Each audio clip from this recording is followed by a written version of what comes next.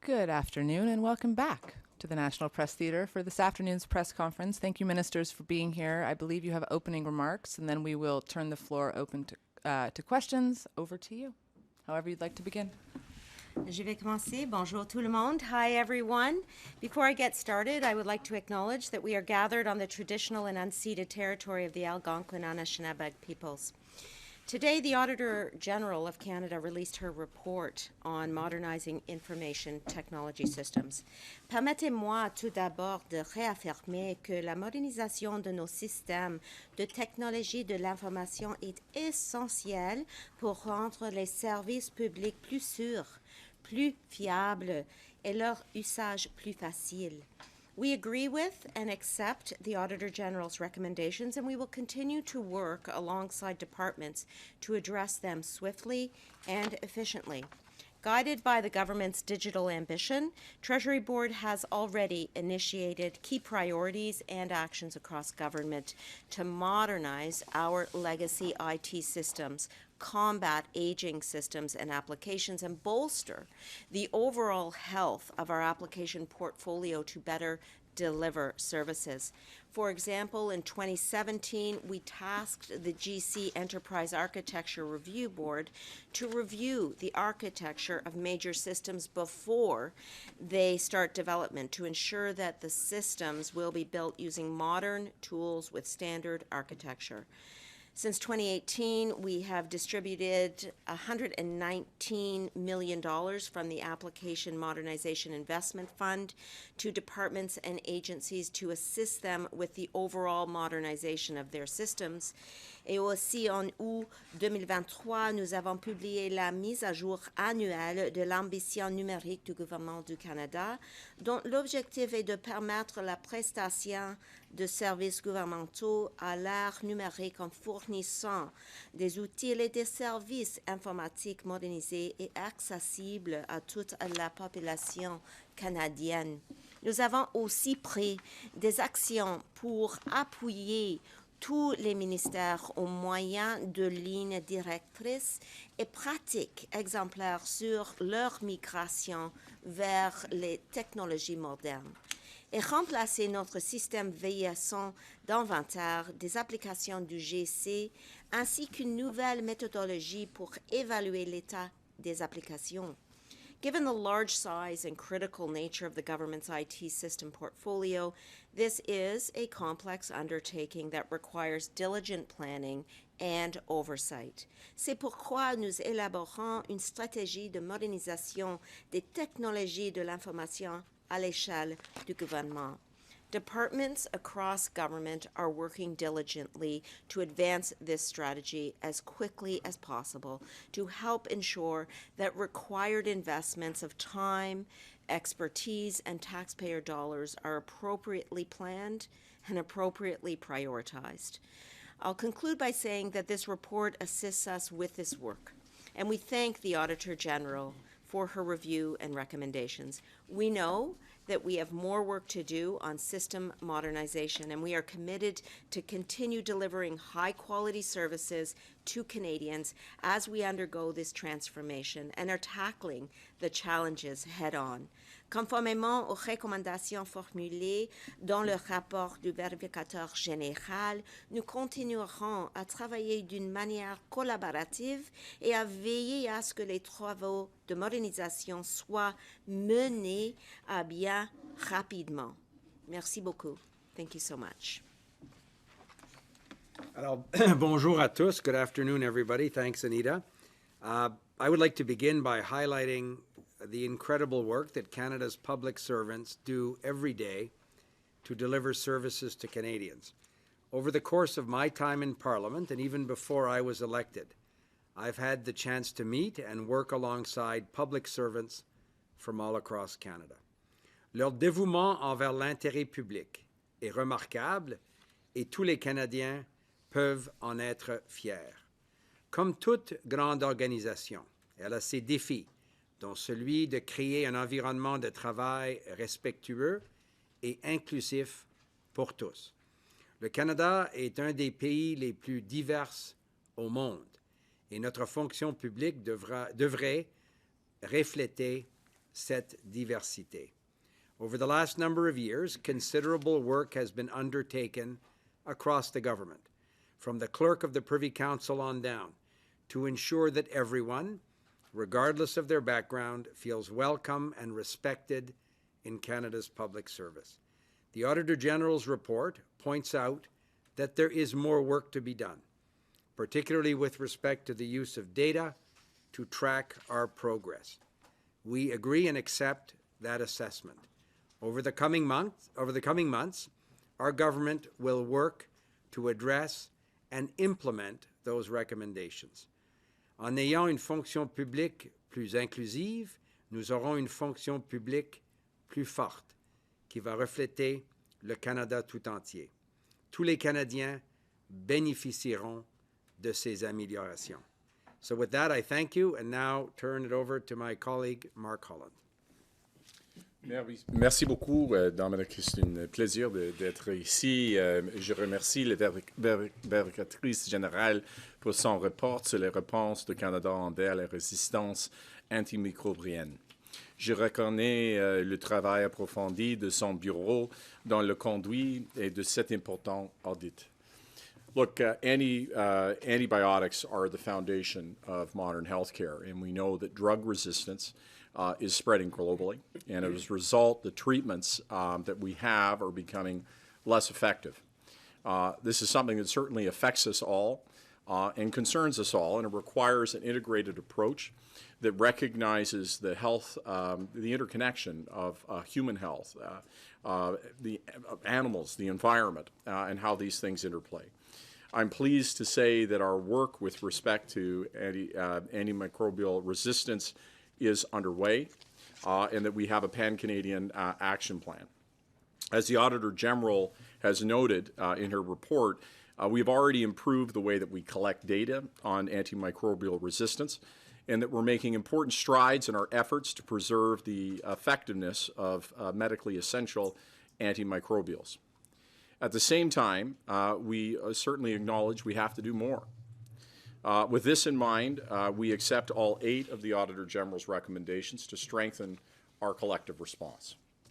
En fait, les recommandations de la vérificatrice générale complètent l'approche de notre gouvernement dans notre plan d'action pan-canadien sur la résistance aux antimicrobiennes. Il a été élaboré en collaboration avec les gouvernements provinciaux et territoriaux, les peuples autochtones, les parties prenantes de l'industrie, les partenaires de tous les secteurs. This plan provides a 5-year blueprint to strengthen Canada's response to make sure that we address these challenges. It is being implemented right now with the support of essential and major federal investments. In Budget 2021, more than $28 million over 5 years was committed to support efforts to prevent the inappropriate use of antimicrobials and to expand our surveillance and our monitoring work. This includes exploring the use of wastewater surveillance as part of our monitoring exercises. In Budget 2023, funding was provided to secure access for new antimicrobials for Canadians and to promote public awareness on how to best use these drugs. We are also working with our partners so that life-saving antimicrobials already in our toolbox continue to work and to work well. We will report on our progress by next September of 2024. Once again, I would like to thank the Auditor General for her essential work in this area, for her recommendations on how we can work better in this area. Antimicrobial resistance is a complex challenge, but it is one that we are ready to meet in collaboration with our global partners. Nous allons continuer à travailler avec nos partenaires, incluant les provinces et les territoires, les peuples autochtones et les acteurs de l'industrie, afin de coordonner et d'optimiser les actions que nous prenons ensemble. Ensemble, nous prenons des mesures concrètes pour préserver l'efficacité de l'antimicrobienne et de protéger la santé et la sécurité des Canadiens.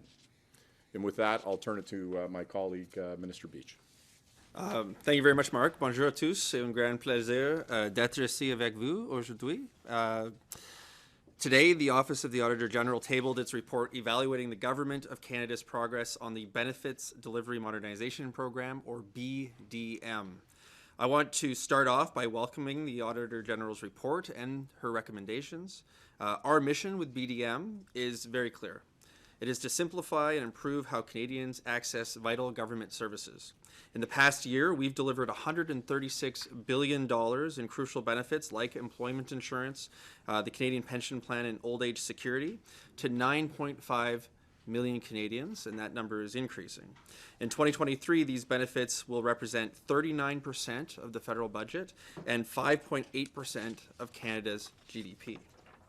Yet, the technology that delivers these vital services is outdated. The system for OAS, for example, runs on a mainframe using COBOL programming language, a computer language that is a generation older than I am. EI utilizes over 150 custom system solutions built over the past 50 years. Canadians expect and deserve a modern system that provides a reliable, scalable, and secure future for delivering these very important programs. That's why we're upgrading to the Benefits Delivery Modernization System, which is the single most ambitious IT transformation project that the Government of Canada has ever embarked upon. I am happy to share that last June, after the conclusion of the audit, 600,000 Canadians were successfully transitioned to the modernized system with the first phase of the old age security rollout. This is a significant accomplishment, and I want to thank the Public Service for their commitment to this transformation and for successfully delivering this first phase of this very complex project. Canadians can be assured that BDM is on the right track, and the fact that the first 600,000 Canadians have seamlessly transitioned to the new system speaks directly to this point. We're taking a digital-first, user-centric approach to improving government services and have recently launched new tools like the OAS Benefits Estimator and the Retirement Hub. Canadians can now quickly access vital information and plan for their futures with more certainty. These services are available 24 hours a day, 7 days a week. You don't have to take a day off work to access them, and you don't have to stand in line. I'm looking forward to rolling out more services to Canadians with a clear roadmap to make more government services digital, easy to use, and client-focused.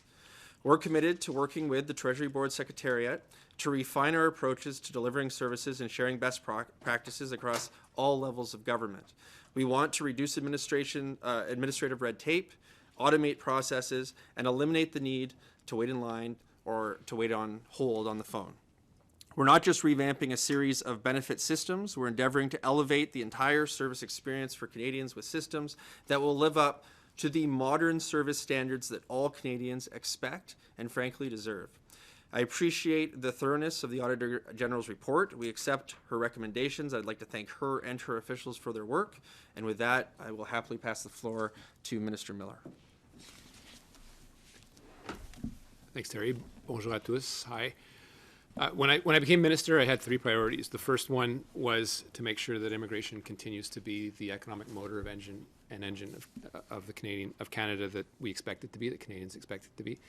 The second priority was that immigration and refugees can continue to seek a home in a fair process in Canada, away from famine and war. And the third is one, obviously, that is integral to those two, which is about the integrity of the system and that we maintain it, dealing, yes, with fraud, but also with processing times. The Auditor General's report traces a portrait of a department that has a lot of challenges. It traces some progress that I'm very happy to see. And indeed, if you compare the reference point that the Auditor General has compared to what has happened today, there is even more progress, which I'm glad to get into in more detail. But I expect excellence from my department, and this is not an excellent report. Indeed, civil servants themselves expect of themselves excellent. They are some of the brightest people that we have in Canada. So on that, while I am glad that the Auditor General did trace a portrait of progress in a number of the areas, in one of the more vulnerable areas, I am very concerned at the processing times that are still lagging. There are a lot of reasons for that, and in the response I believe that the Auditor General gave orally to Rafi, she talked about external factors and internal factors to the department. Obviously, the external ones are very concerning, and they're ones that are outside our control. The internal ones are within our control, and it's ones that I'll be looking, as I review the report in detail, to tackle with my department so that we are delaying processing time. Processing times have consequences on people's lives, and they are ones that are very significant. So it is with some pleasure that I do accept the report, but with the concern that the Auditor General has underlined. I would note on that final point, because it has gotten some attention, that we are opening a permanent residence online portal to refugees, which will help accelerate that, but obviously the proof will be in the pudding. Je me suis exprimé en anglais, je vais dire la même chose en français. J'avais deux attentes comme ministre. J'avais trois attentes, puis trois attentes du département. Quand je suis rentré en fonction il y a à peine 3 mois, un, c'est que l'immigration soit encore et toujours le moteur économique du Canada qu'on s'attend que ça soit. Deux, que le Canada soit un refuge pour ceux qui fuient la guerre et la famine, entre autres. Et trois, que l'on s'attaque et continue de s'attaquer aux défis à l'intégrité du système, c'est-à-dire notamment la fraude, mais aussi les délais de service. Je note que la vérificatrice générale a noté que les délais d'attente s'améliorent, mais ce n'est pas le standard d'excellence auquel je m'attends. Je suis très conscient qu'il y a des gens qui travaillent jour et nuit parfois pour s'assurer que des gens qui fuient la famine, la guerre, entre autres, des gens qui viennent ici pour des raisons économiques, attendent bien trop longtemps. Et c'est ça à quoi je vais focaliser pendant les prochains mois quand je vais réviser le rapport puis m'assurer qu'on fait tout ce qu'on doit pour s'assurer que les délais d'attente se rétrécissent. Je sais que dans la place la plus vulnérable, c'est-à-dire en ce qui a trait aux réfugiés, il y a des délais d'attente qui sont le résultat de forces externes et internes. Évidemment, les forces externes sont les forces, entre autres, qui poussent les gens à rechercher du refuge au Canada, mais c'est les forces internes et les éléments qui causent ce délai auquel je vais m'attaquer pendant les prochains mois. Je noterai, en réponse à une question d'un journaliste du CBC, qu'il y a des améliorations à faire qui seront dès novembre lancées, c'est-à-dire le système de portail en ligne pour les réfugiés, entre autres, qui vont améliorer les délais d'attente. Sur ce, évidemment, merci et je suis impatient, nous sommes impatients de prendre vos questions. Merci. Thank you, merci. On maintenant prendre des questions dans la salle. C'est une question et suivie. Reminder to my colleagues again, please don't speak too closely into the microphone as I'm probably doing right now, because it's difficult for our interpreters. And we'll begin with Rachel Haynes. Thank you so much. My question is for Minister Miller. You mentioned in your opening remarks that your department is obviously facing a lot of challenges, and one of those is the high number of refugees and asylum seekers that don't have housing and shelter.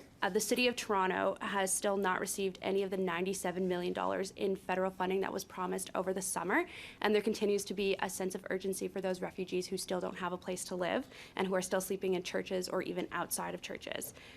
So my question to you is, when will that funding be delivered? Yeah, really important question. And let's say Canada is still a number one destination for a lot of people trying to flee, and we see that in the volumes that will be record breaking this year of people trying to come to Canada. Clearly, the City of Toronto, and I've spoken personally directly to Mayor Chow a number of times on this, has a number of pressing challenges, and we think we can coordinate better with them, as well as the province of Ontario, on making sure that people who are just from a humanitarian perspective have a roof over their heads, particularly since winter is coming, and so there is an immediate pressing need. The way the IHAP program that you mentioned and the $97 million that was earmarked to the City of Toronto works is that we actually have to see receipts. It is no surprise to you that the City of Toronto has requested even more from us, but we still have yet to see the receipts. And they'll get the money. It's there. It's earmarked for them. We just need to work with them to make sure that everything is teed up from a logistical perspective. So that goes for any person applying to the interim housing application program. So the only additional point I would make to that is that and you can tell by its name, it is only temporary. It does not address the long-term needs of asylum seekers, and that is a challenge where I think we need to step up. The government of Ontario absolutely needs to step up, and frankly, the cities need to step up in making sure we are doing this in a coordinated way. Some of the issues, the real issues around the delay in applications is people are getting physically shifted around from locations, so it's very hard to trace people at times. And if I'm not doing my job, if the government of Ontario is not doing its job, if the City of Toronto isn't doing its job, that actual lag time increases. So from a purely logistical perspective, we can all get our acts together and do better. I wanted to add that because I know your question was on the IHAP program, but the way it works is we actually have to see the receipts.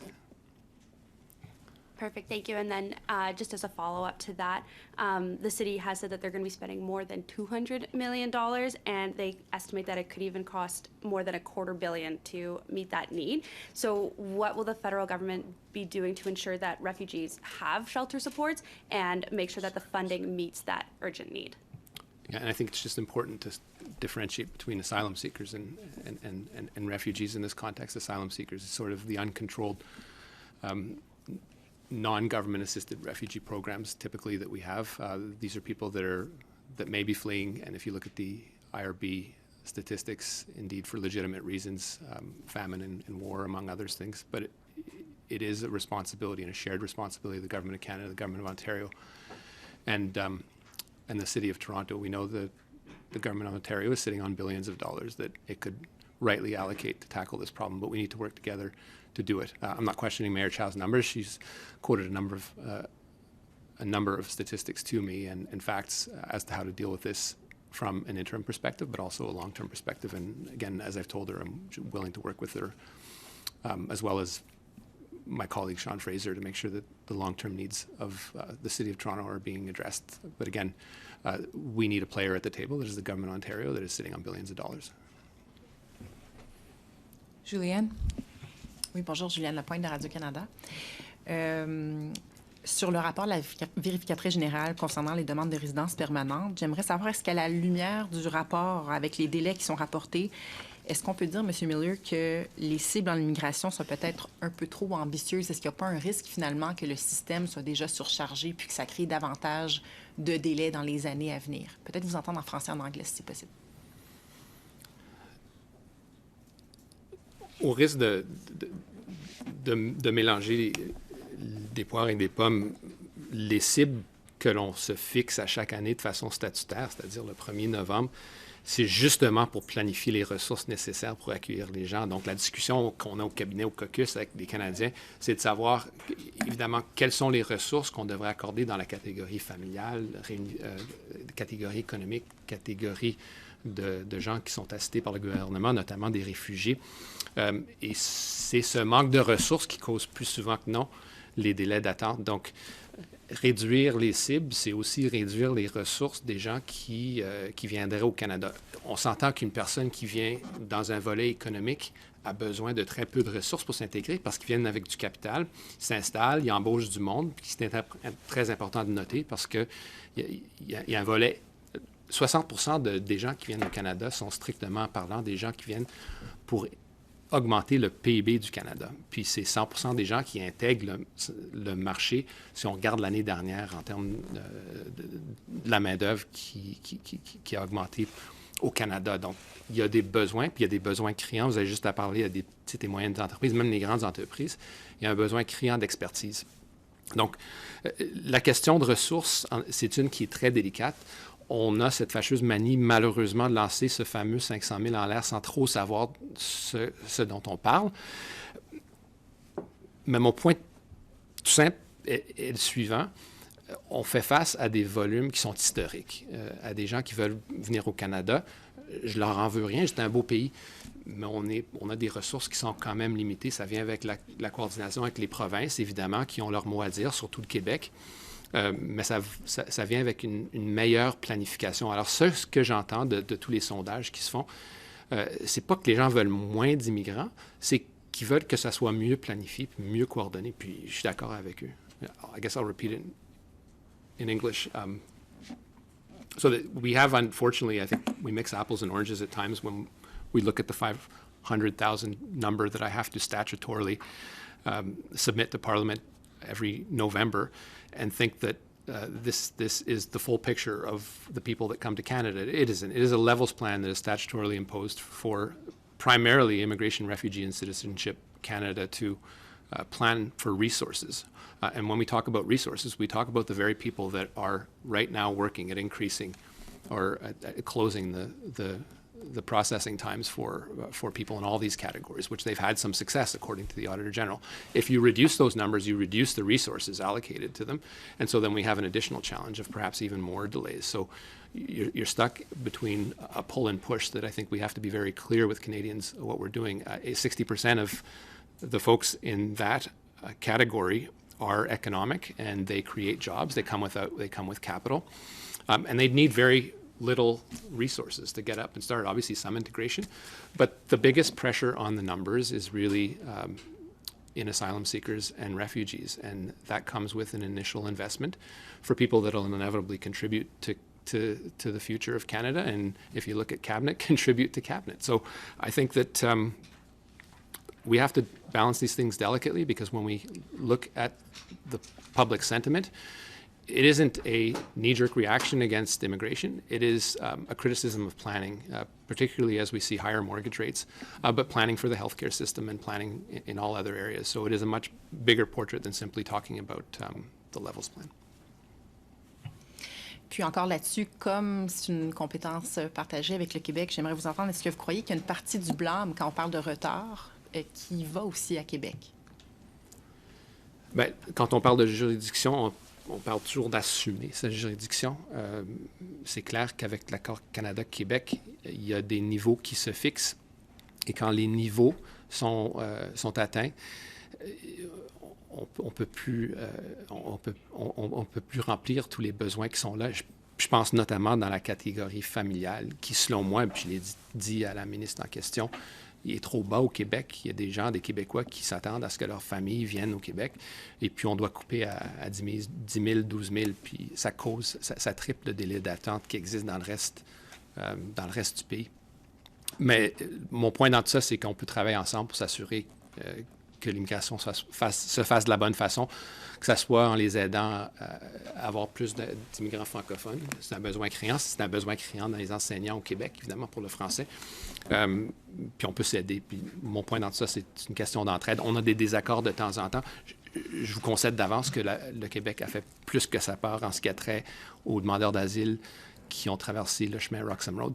Je pense qu'ils peuvent en faire plus dans notre initiative avec les États-Unis, notre partenaire principal international, en ce qui a trait aux réfugiés qui vont venir de l'Amérique du Sud ou de l'Haïti. Mais c'est des désaccords qu'on a de façon publique, mais surtout en privé, quand on se parle entre nous. Puis au final, c'est une question de coordination, puis s'assurer qu'on fait tous notre job dans notre champ de compétences. Alessia? Hi. My question is for Minister LeBlanc, if my computer wants to work. Sorry, give me 1 second. Why hasn't Canada pronounced yet on who it thinks is responsible for the hospital blast in Gaza, and are our security agencies looking into the information provided by the U.S.? So obviously, Canada has condemned the Hamas terrorist attack against Israel. The Prime Minister and many of my colleagues have recognized Israel's right to defend itself in accordance with international law. We've said also that Hamas doesn't represent the Palestinian people or their aspirations. We've said that international law, including humanitarian law, needs to be respected. We've called on and we're encouraged by what might be some progress with respect to a humanitarian corridor or access into Gaza. We're working with our allies in terms of gathering information with respect to the horrible attack on civilians at the hospital, and I think that my colleague, the Foreign Affairs Minister, will have more to say on that. Sorry, just following up on that. I know that you're saying Foreign Affairs might have more to say, but will Canada say whether it thinks Israel is responsible for the blast? But again, I think the person best suited to say something in that regard is the Foreign Affairs Minister, and I think she may have something to say in that regard shortly. Thank you. Sorry. Boris? Boris, pour le devoir, ma question est pour le ministre Miller. Une des catégories d'immigration qui est le plus préoccupant selon le rapport au niveau des délais, c'est pour les réfugiés, les demandeurs d'asile. Le Québec n'a pas rapport avec cette cible, si ma compréhension est bonne. Elle est établie par le fédéral. Le bureau du VG a évoqué une cible d'environ 30 000 dossiers qui pouvaient être complétés par année par vos fonctionnaires. Je ne sais pas si vous pouvez confirmer ce chiffre, mais il y aurait 99 000 applications dans le système déjà. Donc, on parle de plusieurs années là, pour atteindre le bout de ça. Quelle est votre solution? Est-ce que vous pensez que le Canada devrait traiter tous les 99 000 dossiers, par exemple, pour faire accélérer le traitement de ces demandes-là, ou leur demander de patienter encore des années à mesure que ça se rajoute? Il va falloir que je vérifie le chiffre. Boris, je pensais que c'était 50 000. Il faudrait qu'on vérifie. Encore une fois, c'est une question de ressources. Là. Il y a ce qu'on contrôle en tant que gouvernement, surtout les gens qui sont choisis par le gouvernement du Canada, que ce soit en Afghanistan, que ce soit en Syrie. Puis l'autre volet de demandeurs d'asile qui, comme vous le savez, sont passés par le chemin Roxham ou par des entrées portuaires ou par l'aéroport. La réalité, c'est qu'on fait face à un achalandage qui est historique. Puis on a de la difficulté, comme tous les autres pays. Les gens nos partenaires internationaux sont parfois surpris parce qu'il y a un bloc de glace au nord, il y a la mer à l'ouest et à l'est, et une puissance nucléaire au sud, qu'on a tant de demandeurs d'asile. Mais les gens qui fuient la guerre et la famine sont désespérés, puis ont des façons assez innovatives pour se faufiler dans le pays. Je n'en veux pas. Le Canada est une destination de choix. Le défi, c'est de pouvoir vraiment réduire les délais auxquels fait face la Commission. Et ça prend des ressources. Donc, oui, difficile de demander de réduire l'incontrôlable, mais sur les marges, on peut contrôler la façon dont les gens arrivent au pays, d'un bord, à l'entrée, et d'une deuxième façon, s'assurer que la commission indépendante puisse faire un triage, puis faire leur décision de façon sensée, avec des délais d'attente qui sont moindres qu'ils l'étaient. Il y a des améliorations, ne sont pas parfaites. Et c'est là le défi du département, parce que ce sont les gens les plus vulnérables. Je ne dis pas que les 90 000, c'est tous des dossiers légitimes, mais ils ont droit à un processus qui leur donne une réponse oui ou non dans un délai d'attente qui est assez raisonnable. Le rapport est très clair du fait que les bureaux d'IRCC en Afrique sont sous-financés, n'ont pas les ressources pour le nombre de dossiers qui leur sont présentés. Il y a aussi l'idée que les Haïtiens, pour ces demandeurs-là, ça doit être fait d'une manière plus traditionnelle. À la mitaine, n'ont pas le processus automatique, là, donc ce qui rallonge aussi leur délai. Est-ce que, selon vous, les décisions du gouvernement, est-ce qu'il y a un prisme raciste qui a été appliqué pour ces décisions-là et qui fait en sorte que des pays, des ethnicités en particulier, sont plus visés par les délais? Je dirais que le racisme systémique existe dans tous les départements. Il inclut IRCC. Quand je regarde, ça m'inquiète immensément. Évidemment, vu le dossier que je gérais pendant 4 ans, qui en était un des principaux acteurs aussi. Les gens devraient s'attendre à une fonction publique qui n'a aucun raciste, mais on ne parle pas de raciste individuel, on parle d'un système qui est porté à la discrimination de façon systémique, donc une prise de décision qui reflète des préjugés implicites, explicites, et ça a des répercussions sur la vie des gens. C'est la même chose comme si on avait une loi, puis des juges juste dans quelques provinces. donc la province qui n'aurait pas de juge, l'application du droit se ferait de façon impossible. L'IRCC, c'est un peu la même affaire. On a, en Afrique subsaharienne notamment, une pénurie de ressources.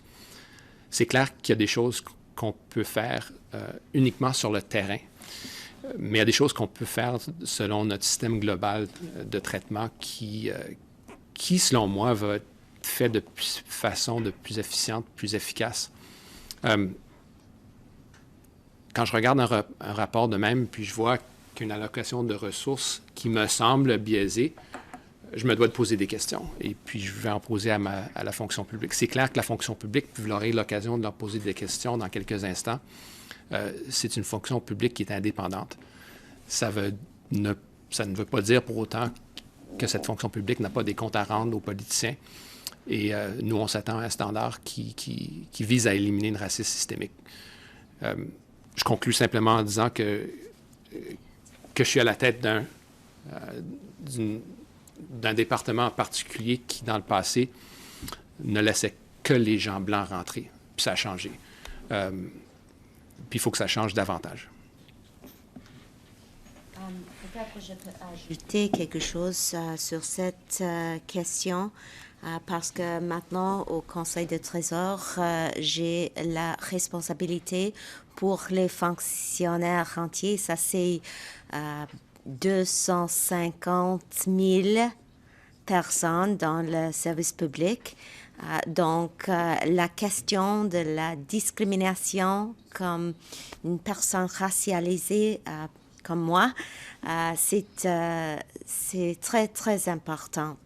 Et quelques gens m'ont dit quand j'ai changé mes positions, c'est dommage parce que maintenant tu ne peux pas travailler sur les questions de discrimination dans les forces armées canadiennes. Mais ça c'est l'un côté vrai, mais l'autre côté, je vais continuer de travailler avec nos fonctionnaires, avec les ministères, avec mes collègues sur les questions de discrimination et qu'est-ce que nous pouvons faire pour améliorer la situation, pas seulement pour les fonctionnaires, mais aussi pour tout le monde dans notre pays avec qui nous travaillons chaque jour, surtout les immigrants et leurs familles. Donc, je voudrais dire que ça, c'est un processus. On ne peut pas avoir les changements comme ça dans un jour, un mois ou une année. C'est un processus d'avoir les changements systémiques et d'éliminer la discrimination. Mais nous avons la priorité ici, dans notre cabinet et notre caucus, de faire ça et nous continuons de faire. Merci. Rafi Bouchikanian. Thank you. Questions are for Minister Miller. Minister, just going to the AG report on permanent residences, one of the points is that often the department is giving different branches a number of applications, but not checking what impact that has on the capacity of those branches to process. I guess I'm wondering, if you're not checking on that, how will you prevent, more processing delays the next time a major international emergency sends mass immigration to Canada? Yeah, and I've sort of referred to it somewhat obliquely in my opening comments, Rafi, that we've made a number of public policy choices as a government, and I think Canadians expected us to, whether it's with respect to Ukraine or Syria or Afghanistan. And there was an issue in and around priorities and how files get prioritized. It's clear that when government has priorities, we expect the civil service to implement those priorities. But we also have to look at what the effects of those are. And I think those are things that we have not appreciated as well as we should. We saw that with some of the service challenges that we faced a year ago that we have largely come out from under. And as I'd mentioned, there's some real improvements even from the reference point that the Auditor General has talked about. But that is why when I look at some of the internal challenges we made. And perhaps my deputy minister, you'll have the opportunity to ask her that same question, because she'll be able to go into a lot more detail about some of the things we were doing to try and reorient work, and not when we see funnels getting blocked, that we are able to reorient and process in a way that is a little more efficient with a global system that doesn't necessarily always require people to be on the ground. There are some things that we need people on the ground, and I think Boris mentioned the physical presence of people on the ground can seem discriminatory, one country vis-a-vis another, and I think there's some reflection to be done there. But the verification is something that I think we'll need to dig a little deeper on, and I know my deputy minister is working on it. But if we can actually get it right, it will improve, first of all, workloads for human beings, but also people waiting at the end of the line to have their application processed. Thanks. And as a follow-up, just now CBC News has confirmed that a number of Canadian diplomats have left India because negotiations have broken down between the two countries. Will there be any retaliatory measures, and do you expect to see any impact on visa delivery systems to Indians trying to come to Canada? I'll get you to answer this in English and French, please. Yeah, I'll have more to say on that in a couple hours. I'm not a diplomat, so don't expect me to say diplomatic things, but the reality is I'm focused on Canadians and people impacted by decisions of any foreign power. And that is my focus. It's to keep them safe in Canada, and to the extent they're expecting to come to Canada, to make sure that any decision taken by a foreign power, whether it's India or otherwise, is done in a way that that doesn't impact them. So there's some work that'll be ongoing. It's work that we've been preparing for. We know the people that we interact with on the international stage, and we know certain behavior when we see it. But I'll have Melanie and Minister Joly and I will have more to say on that in a couple hours.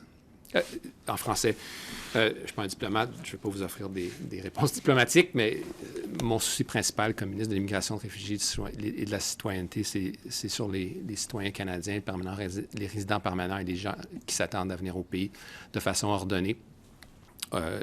Sur le plan international, on est très conscient de la façon dont les gens se comportent. On va s'assurer qu'on va minimiser l'impact de toute décision qui est prise par une puissance étrangère, que ce soit l'Inde ou un autre pays. Donc, j'aurais plus à dire, davantage à dire dans une couple d'heures avec la ministre Joly. On fera un point de presse en conséquence. Yeah. I'm told we have time for just one more round of questions. So, Fraser, APTN. This question's for the Treasury Board Minister, and it's about the report on inclusiveness in the 6 organizations that were looked at. One of the problems that the Auditor General outlined was the lack of performance measurements to measure how inclusiveness programming is working. And I just asked her the question, and she said that the leadership for this to streamline across government should come out of your department, and sooner the better. So is that something you're going to tackle in the near future? Well, thank you so much for the question. The short answer is yes. I agree. It should come from the Treasury Board. As I just said in French, we are heading up to 150,000 employees in the public service across the country, and it is the logical place for that leadership to occur. We need to make sure we are continuing to support those individuals who are already in the public service, who are racialized or in any other minority category. And the leadership that we can offer is clear, especially in one of our sub-departments called OCRO. I believe the Auditor General mentioned that department specifically, and I agree with her. So I will be moving forward to ensure that we can actually activate that leadership on a proactive basis. And what do I mean by that?